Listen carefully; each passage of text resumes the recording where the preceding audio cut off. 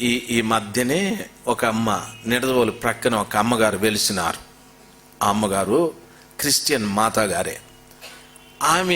ఆమె దగ్గరికి వెళ్ళే ప్రతోడు కూడా పాలు తీసుకొని వెళ్ళి ఆమె పాదాలని పాలతో గడగాల. ఆమె కడిగించుకుంటా ఆడి తల మీద చేయి పెడుతుంది. వానికి పరలోకంలో దేవుడు కనిపించినట్టే. ఆమె ఏం చెప్తుంది ఆమెకి తెలియదు, ఈడేమింటాడు ఈయనకి తెలియదు.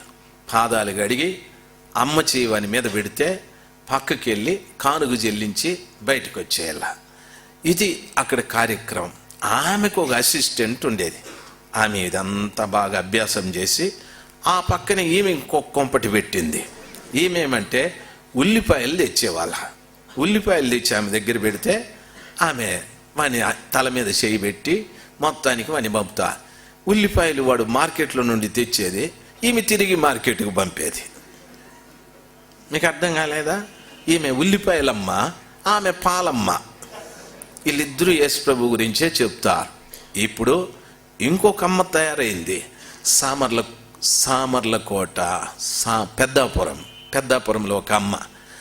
ఆమె భర్త వాస్తవంగా ఉల్లిపాయల వ్యాపారి. వాళ్ళు మేము అక్కడ కోటాలు పెట్టేటప్పుడు అక్కడికే వచ్చేవాళ్ళు.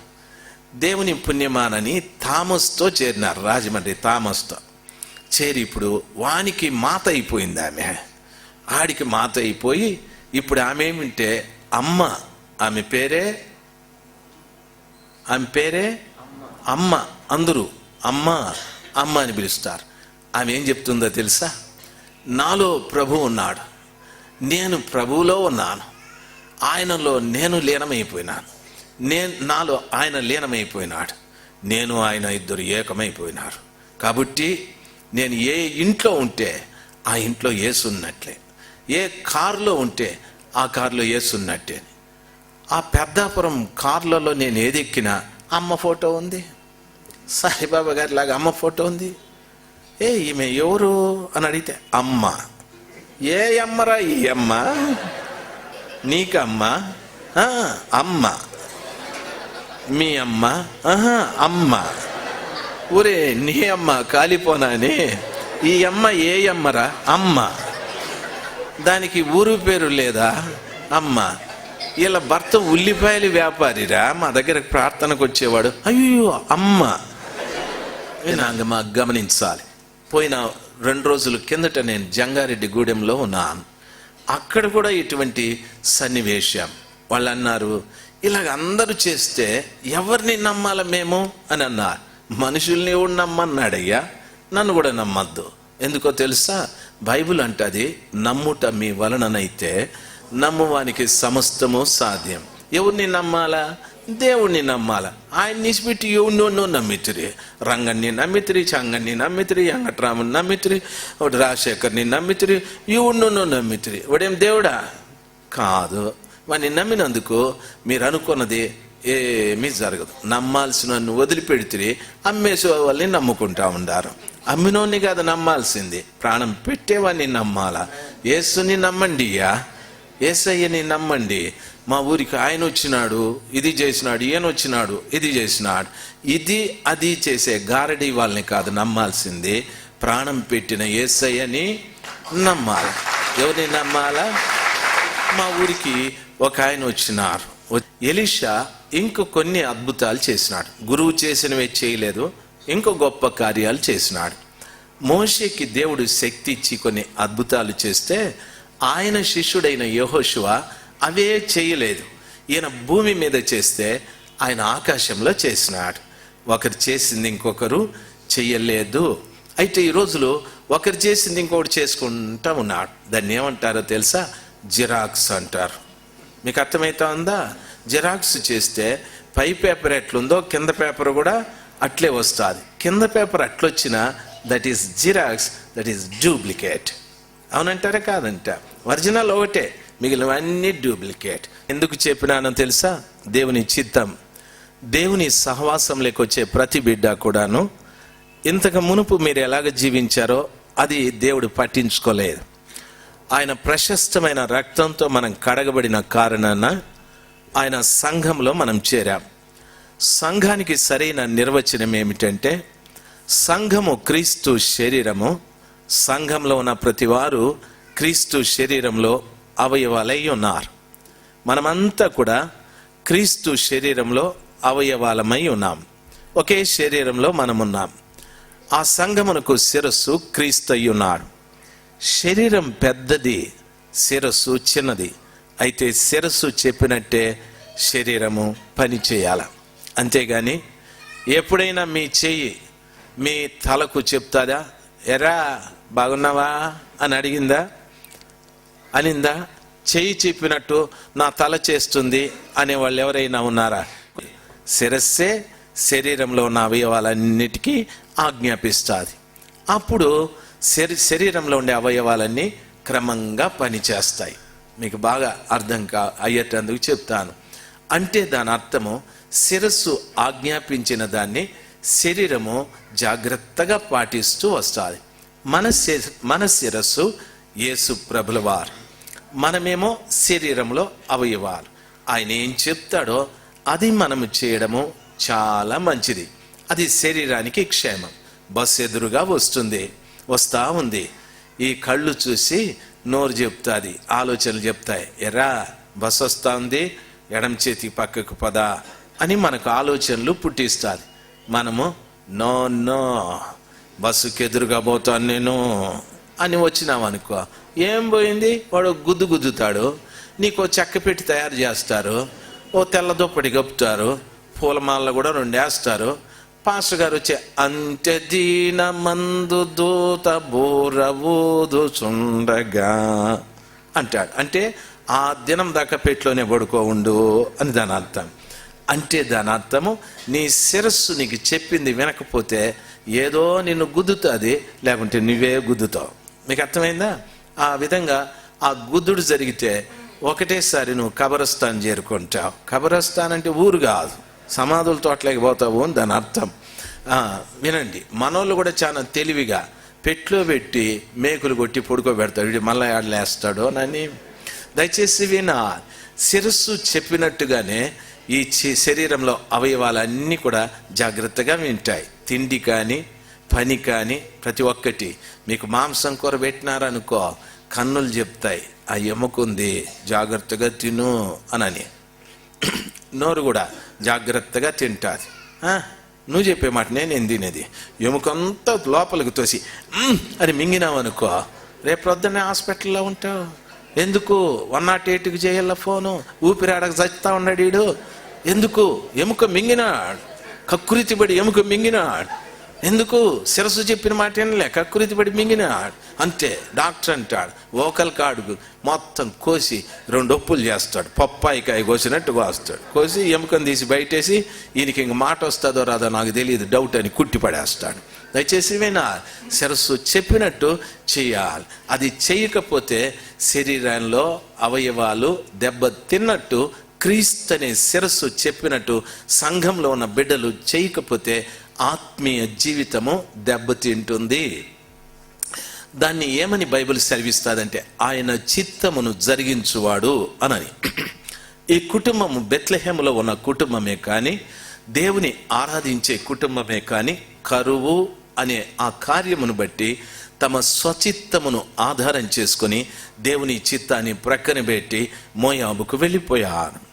మోయాబులో దేవుని ఆరాధన లేదు. మోయాబులు వీరి దేవుడైన యెహోవాని ప్రార్థించడానికి అవకాశాలు లేవు.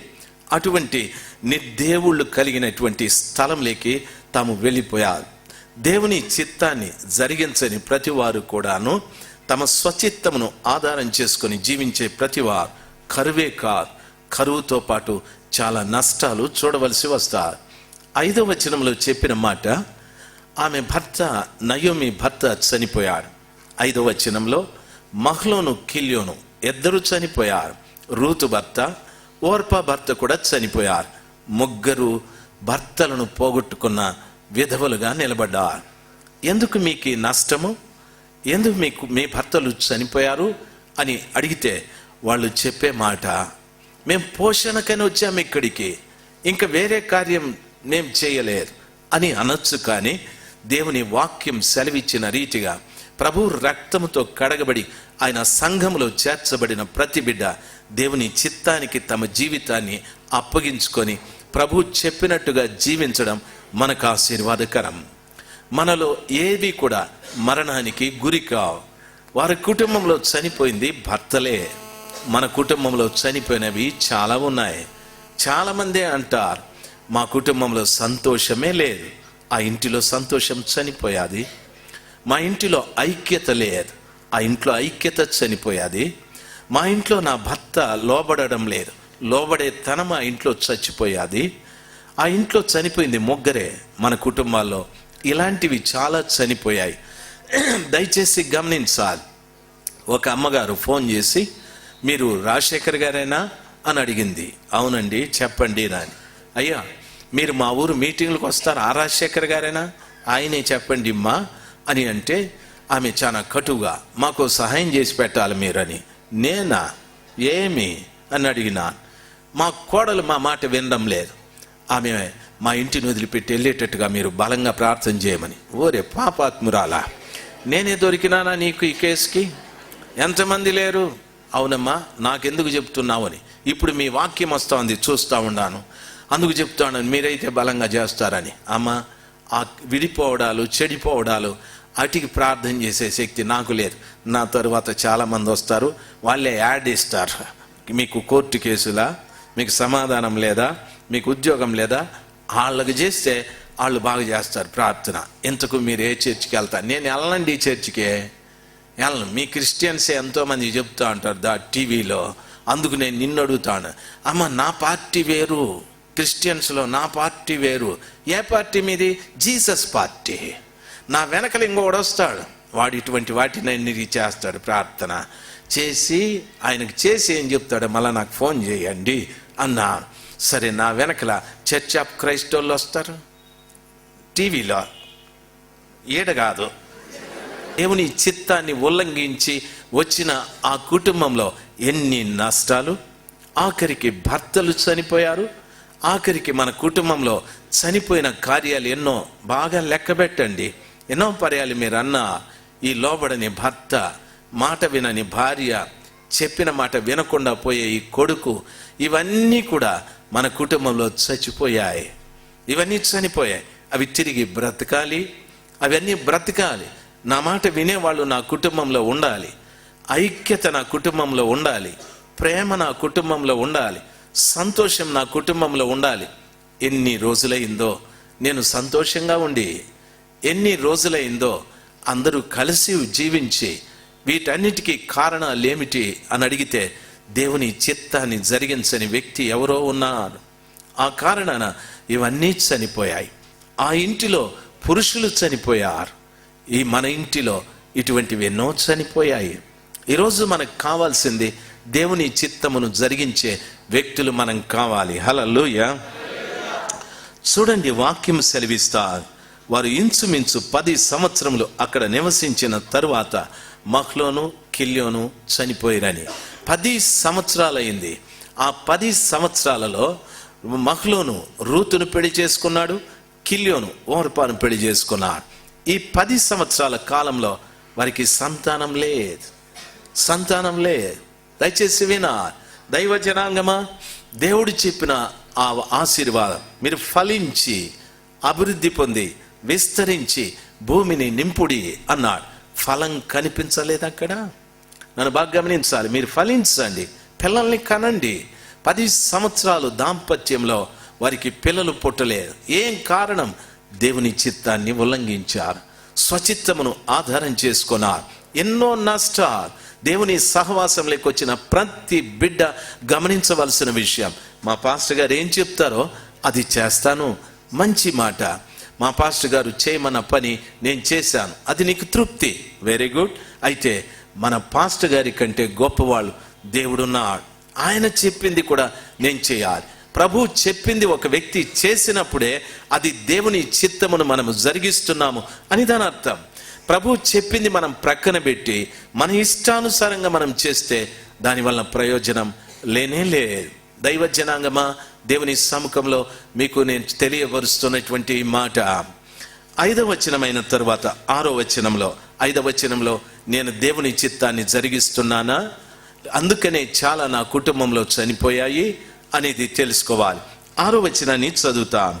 వారికి ఆహారం ఇచ్చుటకు యెహోవా తన జనులను దర్శించనని ఆమె మోయాబు దేశంలో వినను గనుక మోయాబు దేశం విడిచి వెళ్ళుటకై ఆమెయు ఆమె కోడండ్రును ప్రయాణమయ్యేరి.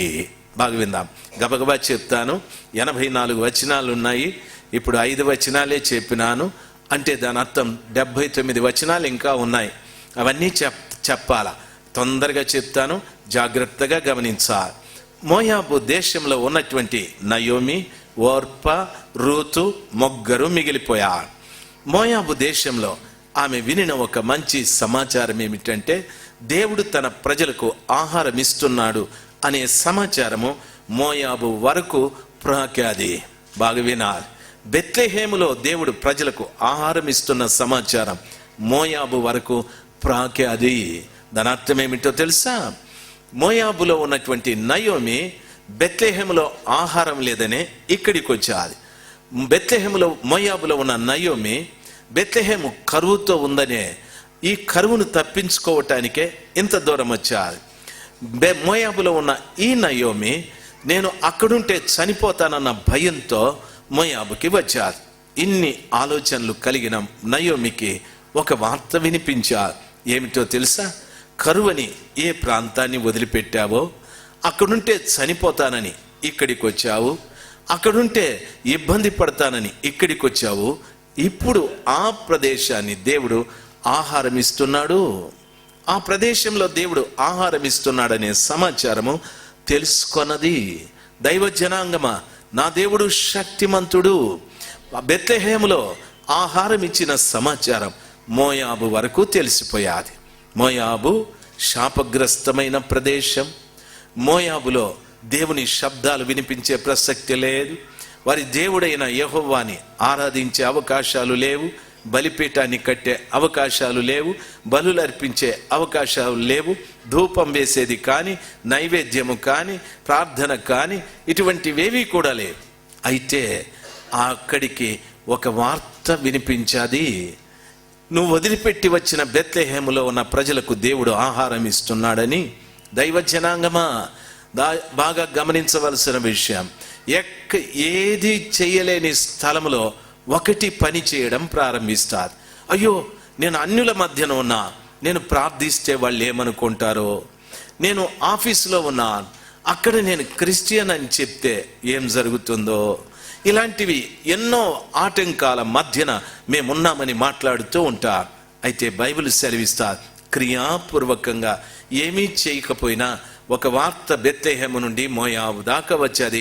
వార్తను ఎవరు అడ్డుకోలేరు, వార్తను ఎవరు అడ్డుకోలేరు. అది బెత్లెహేము నుండి మోయాబు దాకా ప్రయాణమే వచ్చాది. దయచేసి గమనించవలసిన విషయం, మోయాబులో ఉన్న ప్రజలు ఆ వార్తను విన్నారు. ఈ స్థలంలో ఉన్న ప్రతి బిడ్డ వార్తను చెప్పచ్చు. వార్తను అడ్డుకునే వాళ్ళు ఎవరు లేరు.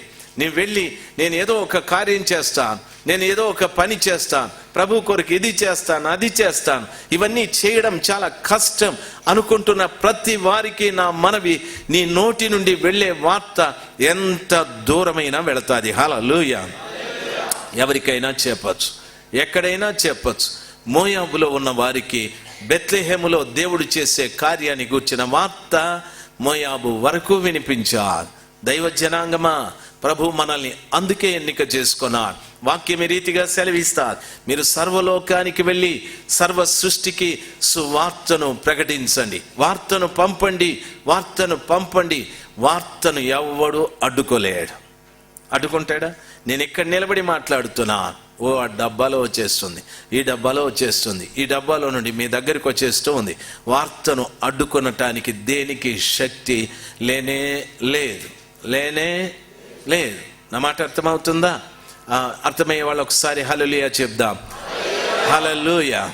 దైవ జనాంగమా, వార్త వినిన తరువాత అక్కడ చెప్పబడిన మాట, వారు మోయాబును విడిచి బెత్లెహేము వెళ్ళుటకు ప్రయాణమైరి. నయోమి కోడలిద్దరు మోయాబును విడిచి, ఒక వ్యక్తి వార్త వింటే ఆ వార్త విన్న వ్యక్తి కొన్నింటిని విడిచిపెట్టాల్సి ఉంటుంది, కొన్నింటిని విడిచిపెట్టాలి. నేను దేవుని నమ్మకమునుపు నేను చెడ్డవాడినే, 30 సంవత్సరాలు దేవుడు లేకుండా జీవించాను. దేవుని వార్త విన్న తరువాత నేను కొన్ని విడిచిపెట్టాను, విడిచిపెట్టాల్సి వచ్చింది. విడిచిపెట్టిన తరువాత నా ప్రయాణం సాగింది. ఎక్కడికి అని అడిగితే, వార్త ఎక్కడి నుండి వచ్చాదో అక్కడికి నా ప్రయాణం సాగింది. మీరు కూడా అంతే. దేవుని వార్త వినక మునుపు అందరము చెడ్డవాళ్ళమే, అందరూ పనికి మాలిన వారమే. బైబిల్ సెలవిస్తారు, ఏ భేదము లేదు, అందరూ పాపము చేసి దేవుడు అనుగ్రహించిన మహిమను పొందలేకపోయేరి. దేవుని వాక్యం సెలవిస్తారు, నీతిమంతుడు లేడు, ఏ ఒక్కడు లేడు. వాక్యం ఆ రీతిగా సెలవిస్తారు, నేను నీతిమంతుడు కాదు, నేను పాపినే. వార్త నేను విన్న తరువాత, ఆ వార్త నాతో చెప్పిన ప్రతి సమాచారం నేను గ్రహించిన తరువాత ఏది విడిచిపెట్టాలనో అది విడిచిపెట్టాను. విడిచిపెట్టిన తర్వాత వారిలాగా నేను ప్రయాణం కొనసాగించాను. ఎక్కడికి ప్రయాణం చేశావు? నేను పాపం చేసేటప్పుడు నేను మోయాబులో ఉన్నాను. వార్త విన్న తరువాత మోయాబు సమాచారాలు విడిచిపెట్టి వార్త ఎక్కడి నుండి వచ్చాదో అక్కడికి ప్రయాణం కట్టాను. వార్త దేవుని వద్ద నుండి వచ్చాది, నేను దేవుని వద్దకు ప్రయాణమై వెళ్ళాను. హల్లెలూయా, హల్లెలూయా. నీవు కూడా అంతే. ఇక్కడ ఎందుకు వచ్చావు? వార్త వినటానికి. విన్న తరువాత నీలో పరివర్తన ఎలాగ జరుగుతుంది? ఎన్నో చెప్పాది వార్త. ఇది చెయ్యొద్దు, అది చెయ్యొద్దు, అక్కడికి వెళ్ళొద్దు, ఇక్కడికి వెళ్ళొద్దు, ఇది మాట్లాడకూడదు, అది మాట్లాడకూడదు, ఇది లోబడాలి, పశ్చాత్తాపడాలి. ఎన్నో విషయాలు వార్త చెప్తుంది. నువ్వు విడిచిపెట్టినట్లయితే నీ ప్రయాణం కూడా వార్త ఎక్కడి నుండి వచ్చాదో అక్కడికి వెళతాము. నయోమి అంటుంది, కోడన్లు అంటున్నారు, వారు మోయాబును విడిచి దయచేసి గమనించాల్సింది, అమ్మ నిద్రపోదు. మోయాబును విడిచి వారు ప్రయాణమై పోవుటకు సిద్ధపడ్డారని. దైవ జనాంగమా, బాగా గమనించవలసిన విషయం, వాక్యం ఒక వ్యక్తిలో పనిచేస్తే ఆ వాక్యం పనిచేసిన తరువాత ఆ వ్యక్తి ఎన్నింటినో విడిచిపెట్టేస్తాడు. నేను కొత్తగా దేవుని నమ్ముకున్నప్పుడు నేనేం చేసేవాడిని అంటే, దేవుని మీద ఇష్టం పుట్టింది నాకు. మా వాళ్ళు ఎవరు చెప్పినా బొరకెక్కలే. దేవుడు చెప్పినాడు, దేవుడు మార్చుకున్నాడు. ఒక కూటమిలోకి వెళ్ళి కూర్చున్నా. పాటలంటే ఇష్టం. ఆ కూటమిలోకి వెళ్ళి కూర్చుంటే భలే పాటలు పాడేస్తూ ఉండారు, మంచి వాయిద్యాలు. ఓ చెట్టు వెనకల పోయి కూర్చున్నా. ఎందుకంటే ఎవరన్నా చూస్తే నన్ను కూడా భక్తుడు అనుకుంటారని ఇబ్బంది పడి సిడ్సాట్లో దాక్కో ఉన్నా. మా భార్య పోయి జనం మధ్యలో కూర్చోంది.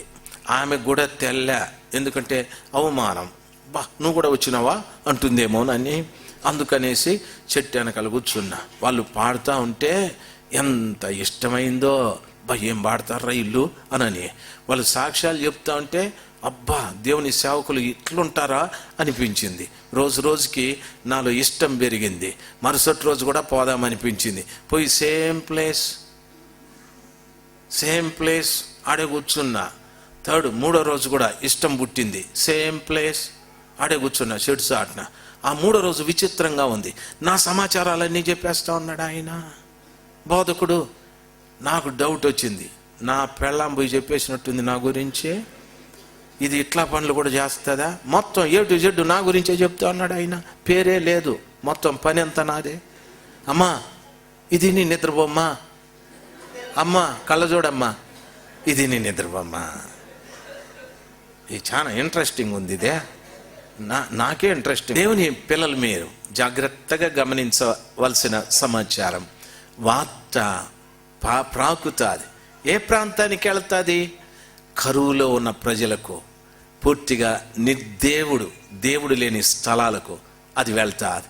ఆ విన్న తర్వాత ఆ మాట నాకు బాగా నచ్చింది. మోయాబును విడిచిపెట్టేయాలని డిసైడ్ అయిపోయింది. మోయాబుకు పోవాలని అక్కడ డిసైడ్ అయింది. ఎందుకు డిసైడ్ అయిందో తెలుసా? భర్త అన్నాడు, ఏమే బెత్లెహేంలో బ్రతికేది చాలా కష్టంగా ఉంది, నేను మోయాబు పోదాం అనుకుంటా ఉన్నాను. ఏమంటుంది, నేను మోయాబు చూడాలని చాలా రోజుల నుండి కోరిక ఉందండి, వితౌట్ వీసా పోవచ్చు అని. వీసా గొడవ లేదు, స్పాన్సర్స్ గొడవ లేదు, ఎప్పుడు పడితే అప్పుడు పోవచ్చు, ఏడ పడితే ఆడ ఉండొచ్చు. మీకు అర్థమవుతుందా? పాపం చేసే లైసెన్స్ ఏంది గల కారణం ఏమిటంటే అక్కడ వాక్యం వాళ్ళను దర్శించలేదు. బెత్లెహేంలో వాక్యం వాళ్ళని దర్శించలేదు, వాక్యానికి వాళ్ళు అవకాశం ఇవ్వలేదు.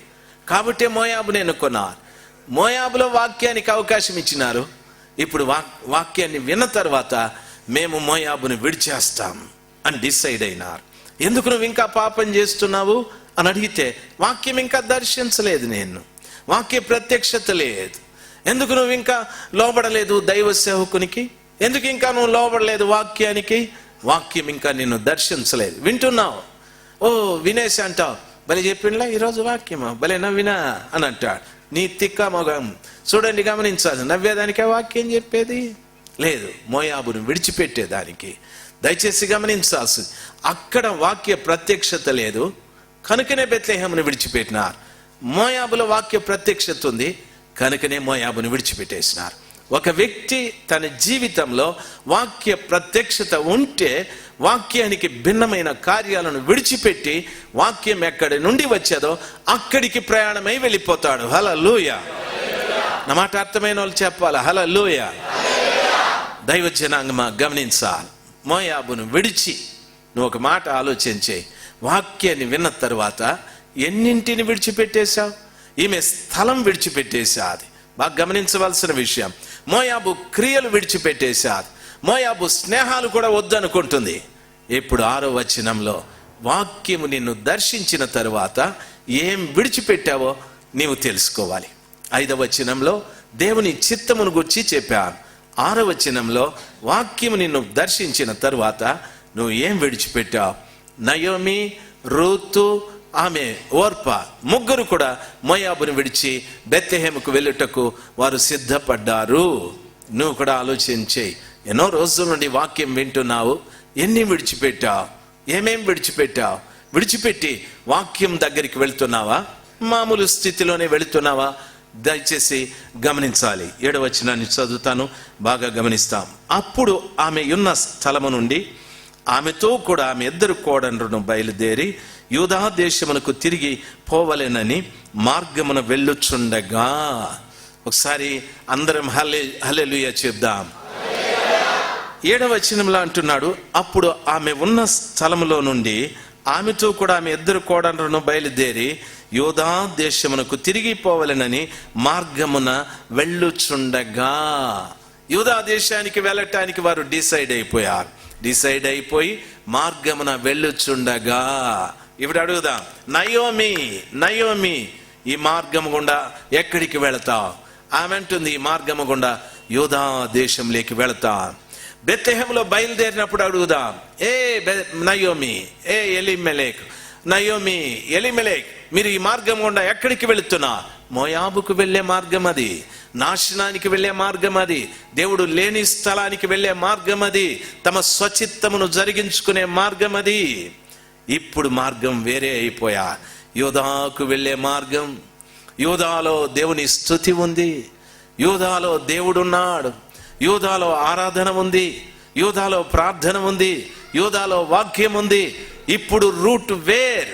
దైవ జనాంగమా, ఒక వ్యక్తిని దేవుని వాక్యము దర్శిస్తే ఆ వ్యక్తి తన మార్గాన్నే మార్చుకుంటాడు.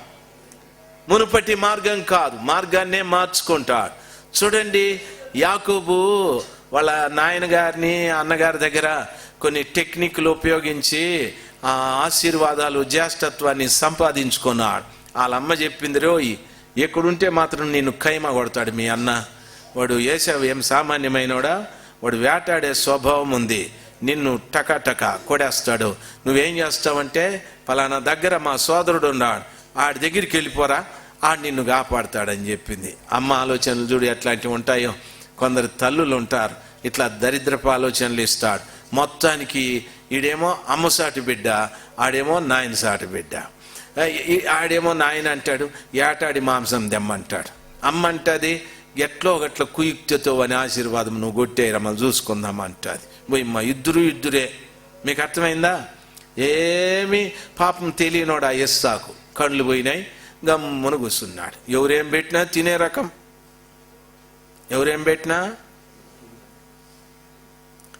ఏమండి మీరు మాట్లాడరు?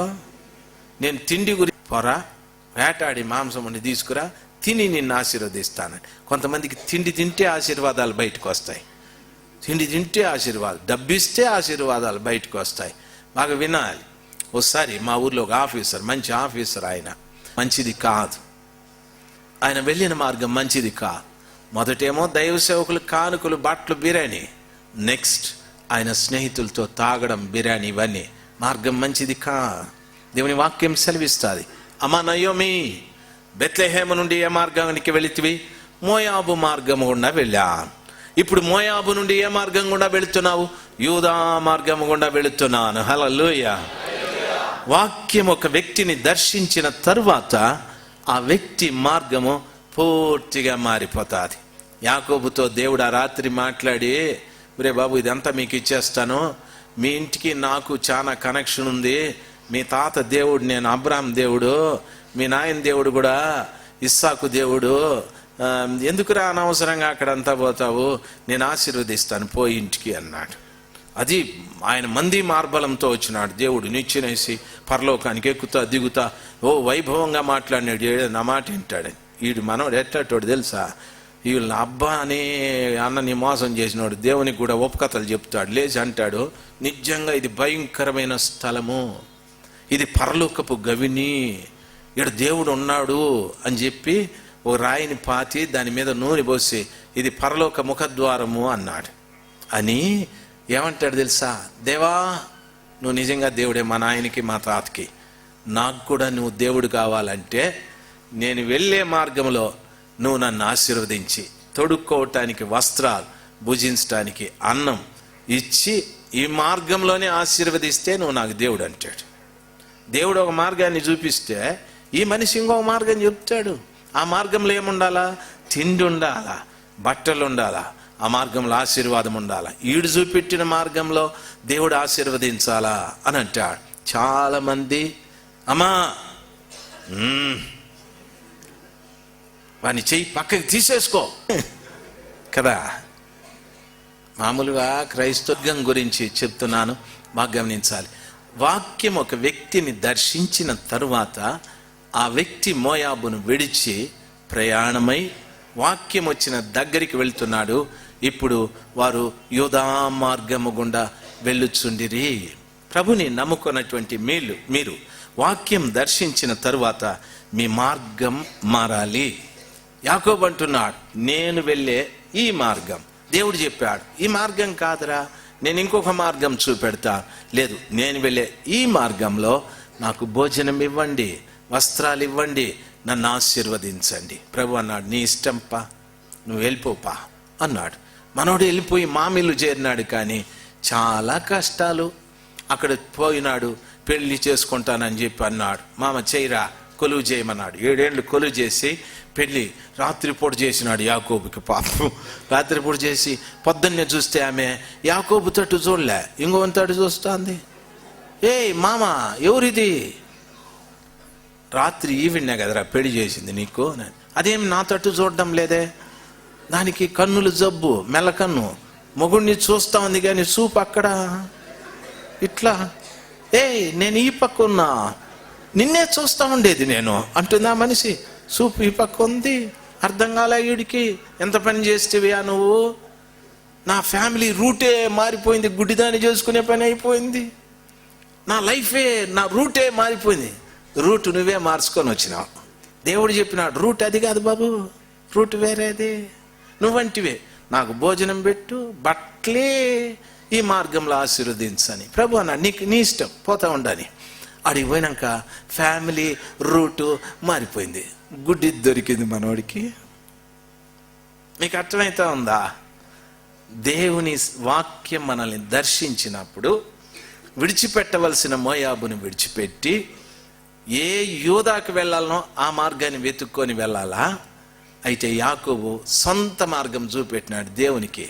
ఆ మార్గంలో పాపం గుడ్డి పెళ్ళాం దొరికింది. చాలామంది జీవితాలు ప్రభు వాక్యం విన్న తరువాత విడిచిపెట్టకుండా దేవుడు చూపెట్టిన మార్గంలో వెళ్ళకపోతే మన రూటు కూడా తారుమారైపోతుంది. చాలా వికారమైపోతుంది. ఒకసారి ఒక భార్యాభర్త వాళ్ళిద్దరు కూడా యవనస్తులే. ఒక అబ్బాయి సంఘం పెట్టుకొని ఇద్దరు వచ్చినారు. ఇద్దరు పవర్ఫుల్. ఆ ఇద్దరు కూడా 90 degreesలో ఉన్నారు. 10 తక్కదు, నెమ్మది ఉండదు. ప్రభు చెప్తున్నాడు, నయోమి, ఎందుకు ఇంత దివాలా బ్రతుకు నీకు? ఎందుకు అందరినీ పోగొట్టుకున్నావు? బెత్లెహేము నుండి నేను ఆ రోజు వెళ్ళిన మార్గం మోయాబు మార్గం. మరి ఈరోజు వాక్యం నన్ను దర్శించాది. ఈరోజు నా మార్గం మార్చుకున్నాను. ఇప్పుడు మోయాబుని విడిచిపెట్టి యూదా మార్గం గుండా వెళుతున్నాను. నీ మార్గం మారాలి. నువ్వు పోగొట్టుకున్నవన్నీ తిరిగి సంపాదించుకోవటానికి, నువ్వు పోగొట్టుకున్నవన్నీ తిరిగి పొందుకోవటానికి, నువ్వు పోగొట్టుకున్న సంతోషం, పోగొట్టుకున్న సమాధానం, పోగొట్టుకున్న ప్రేమ, పోగొట్టుకున్న గౌరవం అన్నీ తిరిగి నీకు రావాలంటే మార్గము మారాలి.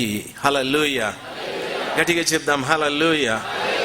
దైవజనాంగమా, దేవుడు నిజంగా మంచి దేవుడు. నువ్వు వెళ్ళే మార్గంలో ఆయన నిన్ను ఆశీర్వదించే దేవుడై ఉన్నాడు.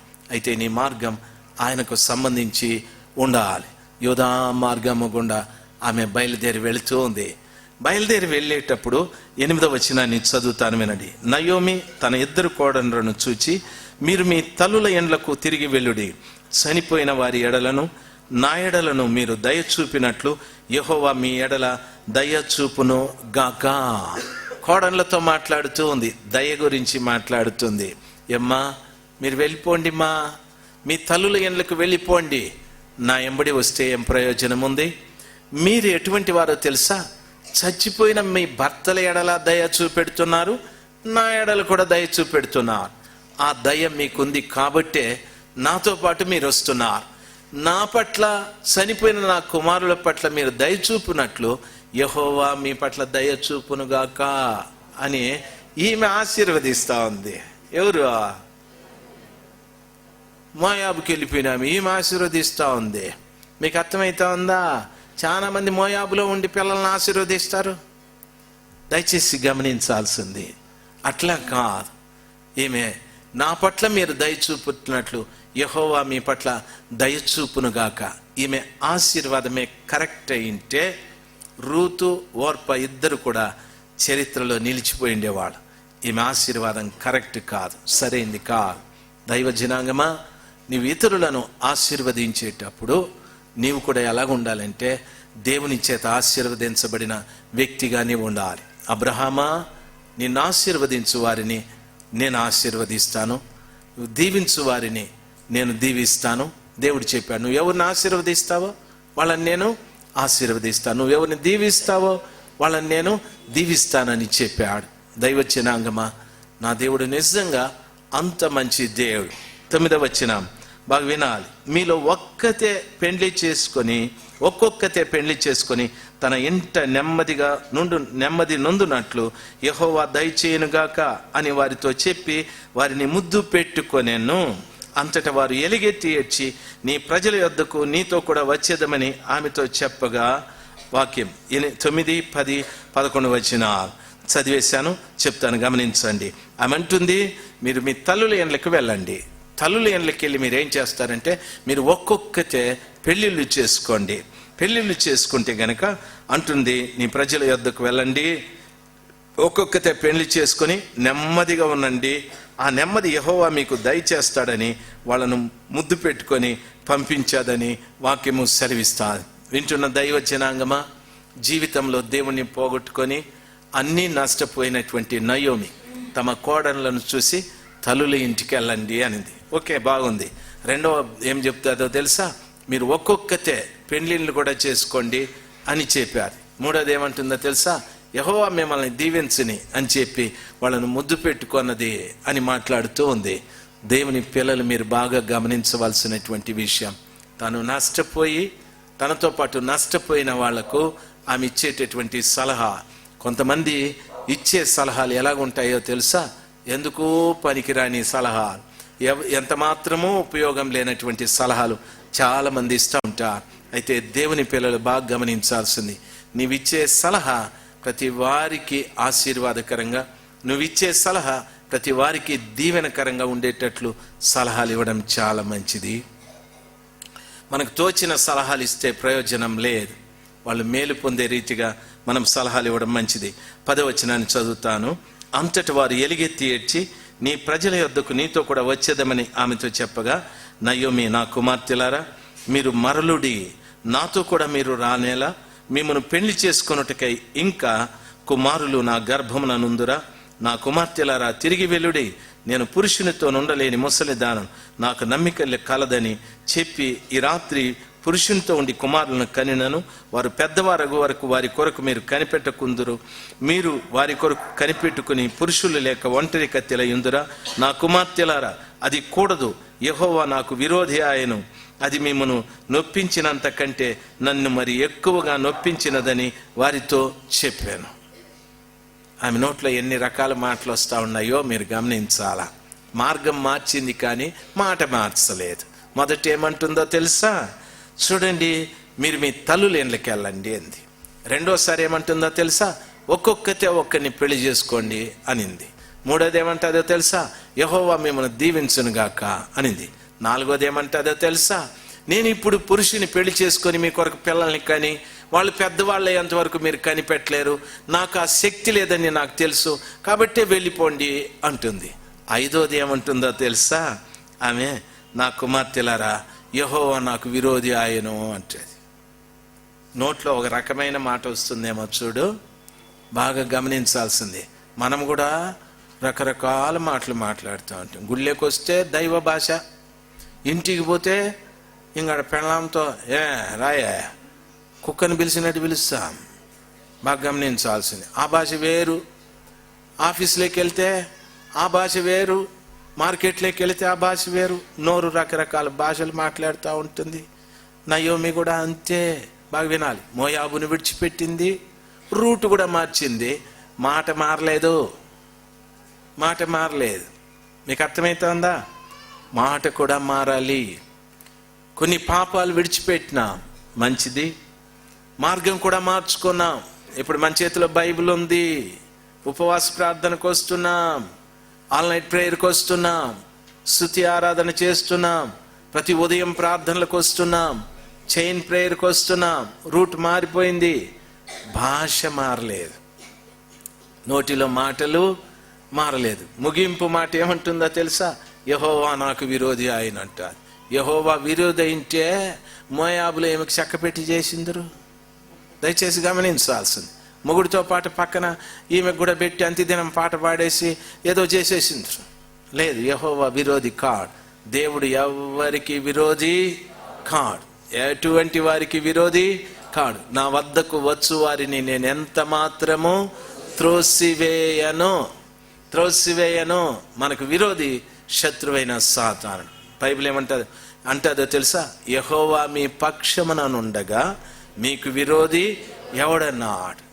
దేవుడు మన విరోధులు మన మీదికి వచ్చేటప్పుడు ఆయన మన పక్షముగా నిలబడును. హల్లెలూయా. మన పక్షంగా ఆయన నిలబడును. ప్రభు ఎప్పుడు మనకు విరోధి కాడు. మనమే ఆయనకు విరోధమైన కార్యక్రమాలు చేస్తూ ఉంటాం. నయోమి కుటుంబంలో వాళ్ళే విరోధమైన కార్యక్రమాలు చేస్తూ వచ్చారు.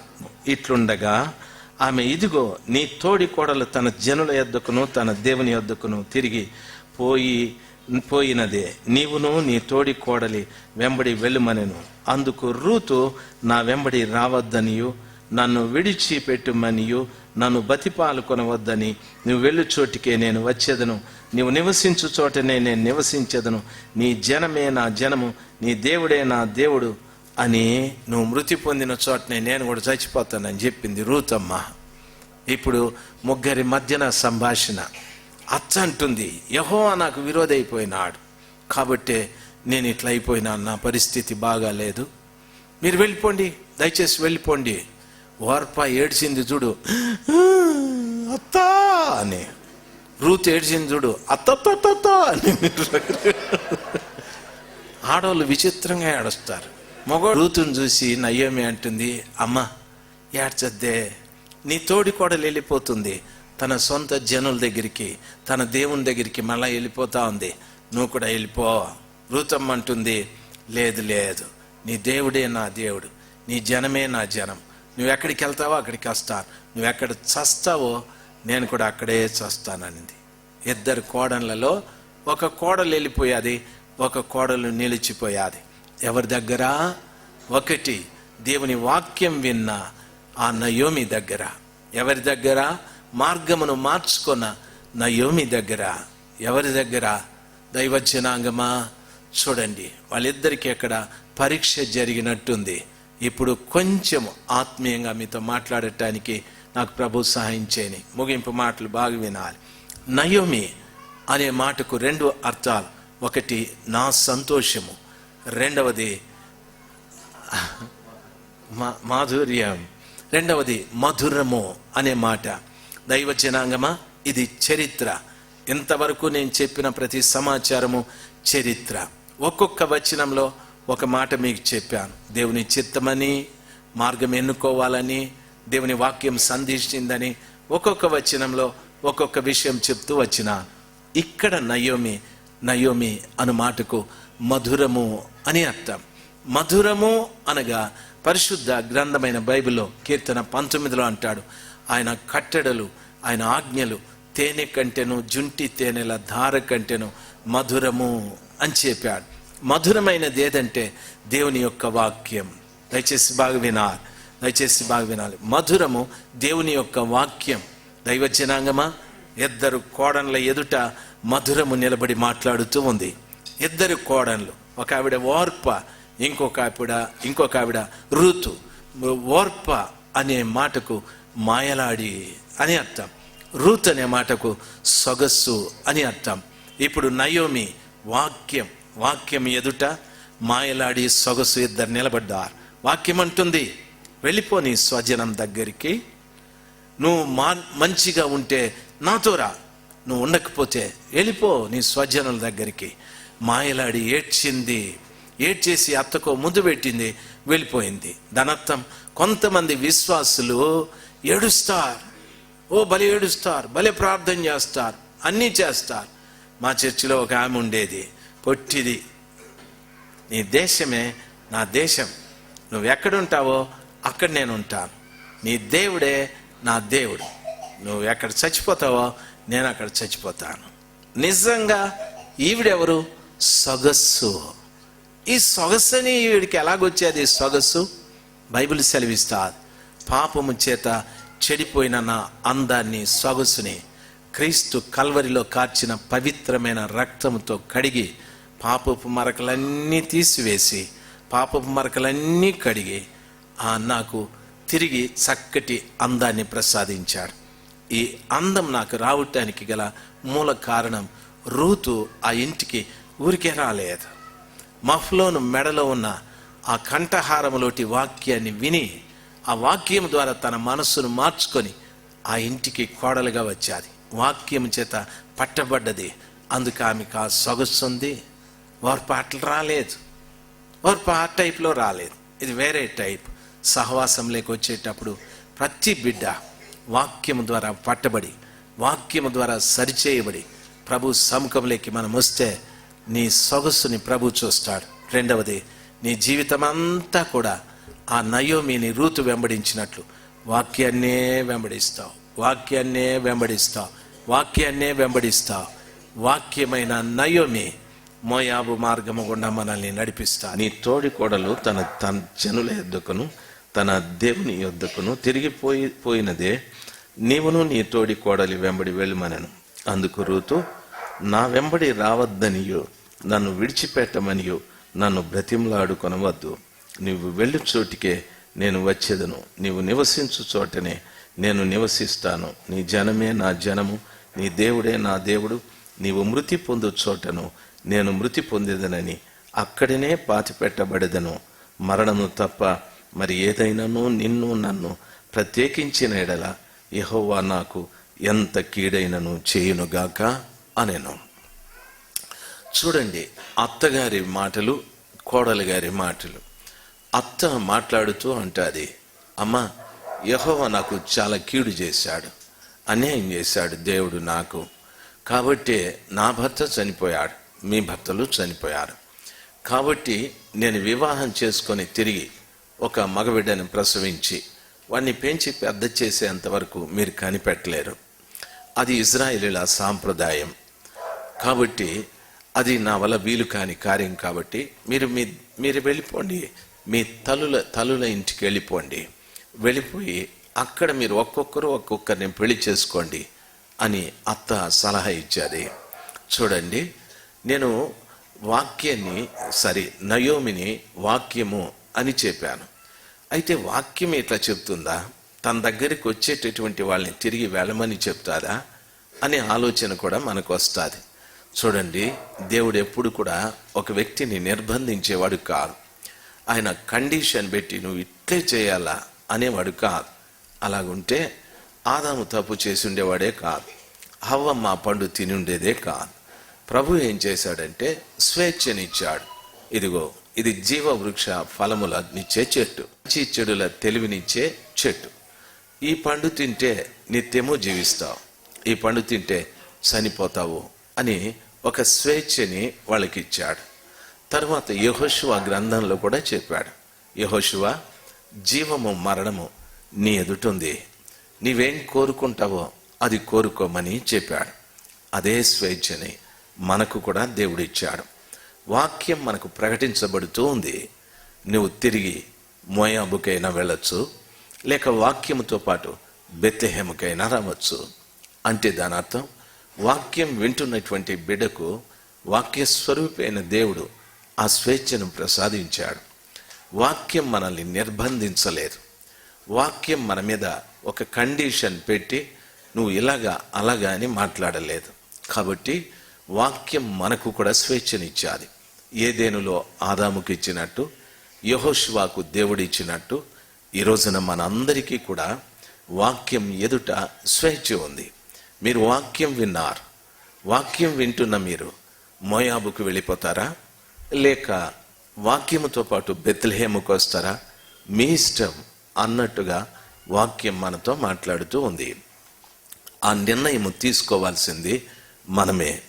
జక్కయ్య ఇంటికి వెళ్ళిన యేసయ్య నోరు తెరిచి, ఒరే అక్రమస్తుడా, ఎందరి కొంపలు కూల్చావురా అని అన్నాడా? అస్సలు నోరు మెదపలేదు. జక్కయ్య నోరు తెరిచి మాట్లాడాడు, నేను అక్రమం చేశానండి, నేను ఎవరెవరి దగ్గర అక్రమంగా తీసుకున్నానో 4 వాళ్ళకి ఇస్తానని ఆయనే తీర్మానం చేసుకున్నాడు. ప్రభు ఏమి నోరు తెరిచి మాట్లాడలేదు. ఆ పాపం చేసిన స్త్రీని తీసుకొచ్చి ప్రభు దగ్గర పెడితే, ఏ పాపాత్మురాలా, ఊరందరి దగ్గర చెడైపోతివి, అందరు నిన్ను రాళ్లతో కొట్టేకొచ్చినారు, నేనేం చేసే పరిస్థితుల్లో లేను, కొట్టేయండి రాళ్ళతో అన్నాడా? లేదే. ప్రభు నెమ్మదిగానే ఉన్నాడు, ఇద్దరికీ అర్థమయ్యేటట్టుగానే చెప్పాడు. అక్కడ వాళ్ళందరూ రాళ్ళు పడేసి శిక్షించడానికి వచ్చిన వాళ్ళు సిగ్గుతో వెళ్ళిపోయారు. ప్రభు ఇప్పుడు నోరు తెరిచి, వ్యభిచారి, నీతో వ్యభిచరించిన వాడు ఎక్కడ అని అడగాలి.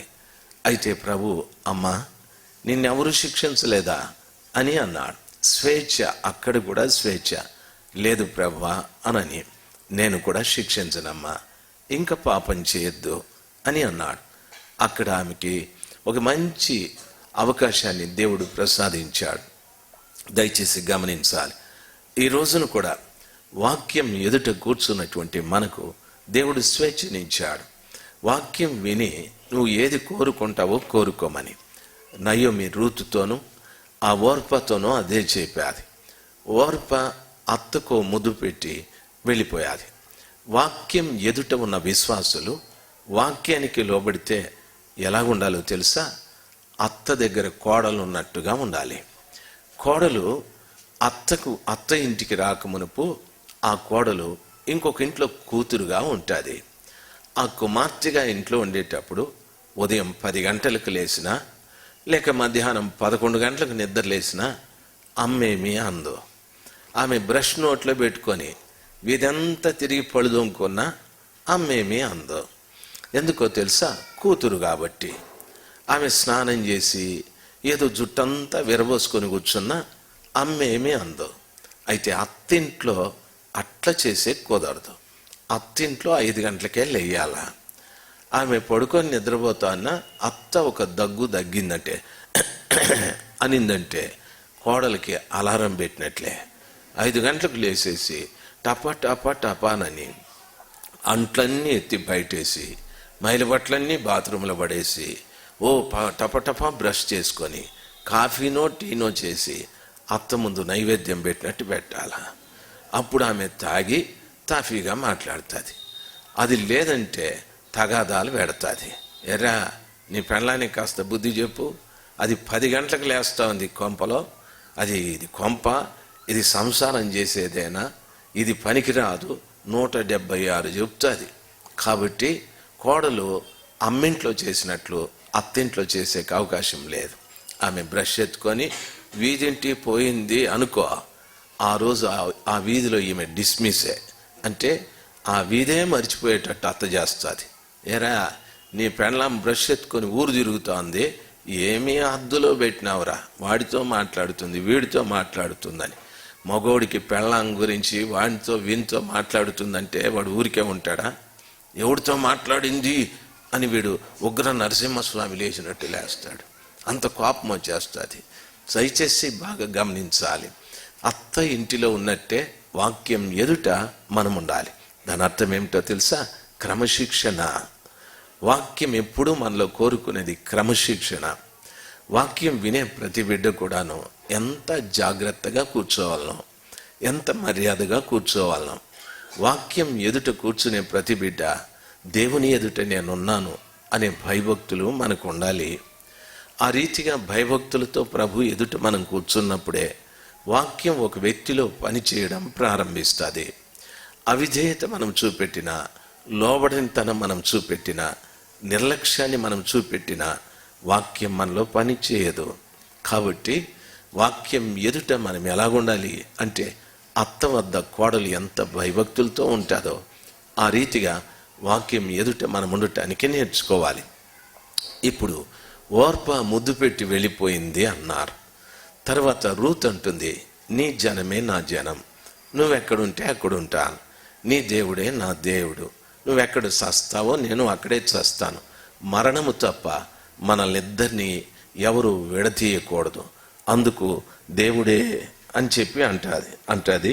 ఏమంటదంటే, మరణము తప్ప మరి ఏదైనాను నిన్ను నన్ను ప్రత్యేకించిన ఎడల యెహోవా నాకు ఎంత కీడైనను చేయునుగాక అని చెప్పారు. ఈ మాట బాగా గమనించాలి. వాక్యం ఎదుట రూతు యొక్క ప్రమాణము. వాక్యం వింటున్న ప్రతి బిడ్డ కూడా వాక్యం ఎదుట ఒక ప్రమాణపూర్వకమైన జీవితాన్ని జీవించాలి. ఈ వాక్యం ఎవరు అంటే యేసు ప్రభుల వారే. ఆ యేసయ్య నేరుగా ఇక్కడ నిలబడితే ఒక్కరితోనే మాట్లాడగలడు. నాతో మాట్లాడితే నీతో మాట్లాడలేడు, నీతో మాట్లాడితే ఆయనతో మాట్లాడలేడు. అది వ్యక్తిగతమైంది. అందుకని యేసయ్య వాక్యముగా మారిపోయాడు. ఇప్పుడు వాక్యము అందరికీ సంబంధించింది. మీరు ఇక్కడ 1000 మంది ఉన్నారు, 1000 మంది వాక్యాన్ని అర్థం చేసుకుంటారు. ఇది నాకు కాదనే దానికి లేదు. 1,00,000 మంది ఉన్నారు, 2 లక్షలు ఉన్నారు, 10 లక్షలు ఉన్నారు. ఒక్కడు నిలబడి వాక్యం చెప్తే అందరికీ అది వర్తిస్తుంది. అందరితో ఒకే పర్యాయం మాట్లాడటానికి యేసయ్య వాక్యముగా మారిపోయాడు. ఇప్పుడు ఆ వాక్యం ఎదుట మనము నిబంధన చేసేవాళ్ళుగా, ప్రమాణం చేసేవారుగా ఉండాలి. వాక్యంతో నేను ఎందుకు ప్రమాణం చేయాలి అంటే, ఆ వాక్యం యేసే. ఆ యేసుతో మనం ప్రమాణం చేయటానికి కారణాలు ఏమిటంటే, ఆయన మన పెండ్లి భర్త కాబట్టి. వాక్యం విని నీ జీవితాన్ని మార్చుకుంటే రూతులాగా ప్రమాణం చేసే వ్యక్తులుగా ఉండాలి. నీ జనమే నా జనం, నీ దేవుడే నా దేవుడు, నువ్వు వెళ్ళు స్థలమే నా స్థలం. మరణము నీవెక్కడ చనిపోతావో నేను అక్కడ చనిపోతాను. మరణము తప్ప నిన్ను నన్ను ఎవరు ఎడబాయకూడదు. అలాగ చేస్తే యెహోవా నాకు శిక్ష దయచేయని అని మాట్లాడుతూ ఉంది. దయచేసి ఎప్పుడైనా వాక్యం ఎదుట మనం ఈ చక్కటి ప్రమాణాలు చేసామా? ప్రమాణం ఎందుకంటే వాక్య స్వరూపి అయిన ఆయన పెళ్లి కుమారుడుగా రాబోతూ ఉన్నాడు. కాబట్టి పెళ్లి కుమారుడుగా వచ్చే యేసయ్య ప్రమాణాలు చేయాలి. ఆయనతో ఆయన మనల్ని పెళ్లి చేసుకోవటానికి ముందుగా మాటలు పంపాడు.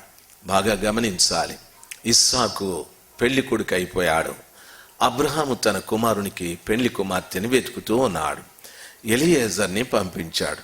వెలవయ్యా, నా స్వజనంలో నా కుమారుడికి ఒక పెళ్లి కుమార్తెని తీసుకురావాలి, వెళ్ళమని చెప్పాడు. ఆయన వెళ్ళిన తర్వాత ఆ రెబెక్కమ్మను చూశాడు కదా. రెబెక్కమ్మ ఇంట్లో మాట్లాడే మాటలు ఆయన, మా యజమాని మంచి ధనవంతుడు, ఆయన కుమారుడు రూపవంతుడు, ఆయన చాలా మంచివాడు, ఇదిగో ఆయన పెళ్లి చేసుకునే వాళ్ళకి నేను కొన్ని బహుమానాలు తెచ్చాను, చేతి కడియాలు తెచ్చాను, ముక్కుకు కమ్మి తెచ్చాను, ఇవన్నీ చెప్పి అవన్నీ అక్కడిచ్చాడు. తన పెళ్లి కుమారుడు యజమానిని గూర్చి చాలా వివరాలు చెప్పాడు.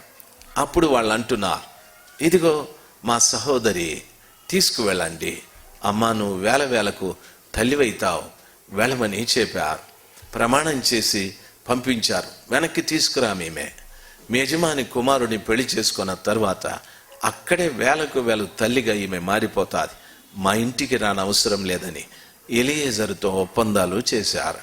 దైవజనాంగమా, అదే రీతిగా ఎలియేజరు వెళ్ళి వాళ్లకు మాటలే చెప్పారు, వాక్యమే చెప్పాడు.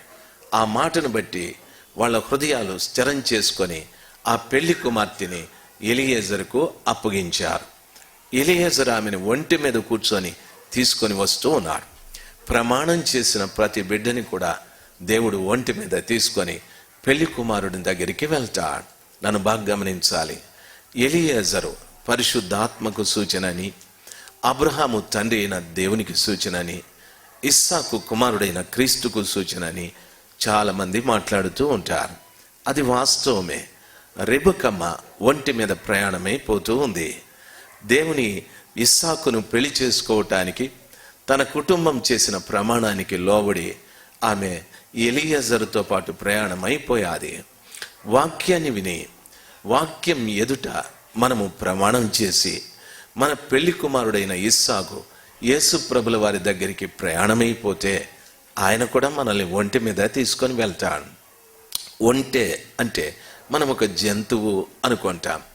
ఒంటె అంటే జంతువే, అయితే వాస్తవానికి ఒంటె దరిదాపు చాలా నీళ్లు తాగి తన లోపల నిల్వ ఉంచుకుంటుంది. ఒంటె శరీరంలో చాలా కాలం నిల్వ ఉండేది ఏమిటి అంటే నీళ్ళు ఒక్కటే. తాను రోజు ఆహారం తింటుంది, అయితే నీళ్లు మాత్రం ఆహారాన్ని నిల్వ చేసుకోలేదు, నీళ్లను నిల్వ చేసి పెట్టుకుంటుంది. ఆ నీళ్ళు ఏమిటి అంటే పరిశుద్ధ గ్రంథమైన బైబిల్లో అపోస్తుడైన పౌలు నీళ్లను వాక్యము అని చెప్పాడు. యేసు ప్రభుల వారు నీళ్లను పరిశుద్ధాత్మ అని చెప్పాడు.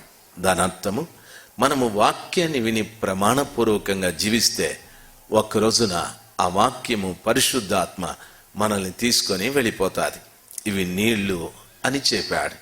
దైవ జనాంగమా, అపోస్తుడైన పౌలు తెస్సలోనికే పత్రికలో చెప్పాడు, దేవుడు దేవుని బోరతోనూ ప్రధాన దూత శబ్దముతోనూ ఆర్భాటముతోనూ ఆయన పరలోకము నుండి దిగి వస్తాడు. మనము సజీవులుగా ఉండి మనము మేఘముల మీద కొనిపోబడదు. మొదట మృతులు పోతారు, క్రీస్తునందు చనిపోయిన వారు లేపబడతారు. ఆ తర్వాత సజీవులుగా ఉండి మనము మేఘాల మీద కొనిపోబడతాము అని అన్నారు. ఎలాగ మనల్ని తీసుకెళ్తాయి? బాగా గమనించవలసిన విషయం. మేఘం కూడా నీళ్లే అంటే దాని అర్థం ఎవరిలో వాక్యము పరిశుద్ధాత్మ నిల్వ ఉంటుందో వాళ్ళు ఎత్తబడతారు అని అర్థం. దయచేసి గమనించాల్సింది, పరిశుద్ధ గ్రంథమైన బైబిల్లో చెప్పబడిన అక్షరార్థాలు అలంకార రూపంగా కొన్ని చెప్పారు. అవి నిజం అనుకొని ఏ మేఘం వస్తుందో నన్ను తీసుకెళ్తాదని మేఘాల వైపు చూడక్కర్లేదు. మేఘాలను అలంకార రూపకంగా చెప్పారు కాబట్టి మేఘాలకు ఉన్నటువంటి గుణం మనలో ఉంటే, ఆ ఒంటిలో నిల్వ ఉన్నట్లు మనలో వాక్యము పరిశుద్ధాత్మ నిల్వ ఉంటే క్రీస్తు ప్రభుల వారి ఆ పెళ్లి కుమారుడి కొరకు మనం ఎత్తబడటానికి అవకాశాలు ఉంటాయి. అవి లేని పక్షాన మనం ఎత్తబడే అవకాశాలు లేవు. వాక్యం విన్నప్పుడు రూతు ఎలాగ ప్రమాణం చేసేదో, వాక్యం విన్నప్పుడు అంతా కూడా వాక్యం ఎదుట మన జీవితాన్ని వాక్యానికి సమర్పించుకోవటానికి మనం నేర్చుకోవాలి. ఎప్పుడు వాక్యానికి మనం సమర్పించుకుంటామో అప్పుడు నిజంగా వాక్యముతో పాటు మనం ప్రయాణమైపోవటానికి అవకాశాలు ఉంటాయి. అందుకు భక్తుడైన దావీదు చెప్పాడు, నీ వాక్యము నా పాదములకు దీపమును నా త్రోవకు వెలుగయ్యుంది అని చెప్పాడు. దాని అర్థం ఏమిటో తెలుసా? ఆయన వాక్యానికి తన జీవితాన్ని సమర్పించుకున్నాడు. కాబట్టే నీ వాక్యము నా పాదాలకు దీపం. ఇది వరకు నేను నడిచిన నడక నా ఇష్టానుసారంగా నడిచాను, లేదు ఇంకొక ఆయన చెప్పినట్టు నడిచాను, ఇంకొక ఆయన చెప్పినట్టు నడిచాను. అయితే దేవా, నిన్ను నా రక్షకుడుగా అంగీకరించి నీ రక్షణ నేను పొందుకున్న తరువాత పరిశుద్ధాత్మ చేత నేను నింపబడిన తరువాత ఇప్పుడు నా జీవితాన్ని వాక్యమునకు అర్పించుకున్నాను. వాక్యానికి నా జీవితాన్ని అర్పించుకున్నాను కాబట్టి నేను నేసే ప్రతి నడక అడుగు వాక్యానుసారంగానే. ఆ వాక్యం నాకు ఎలాగ పనిచేస్తుందంటే నేను నడిచే మార్గంలో అది వెలుగుగా ఉంది.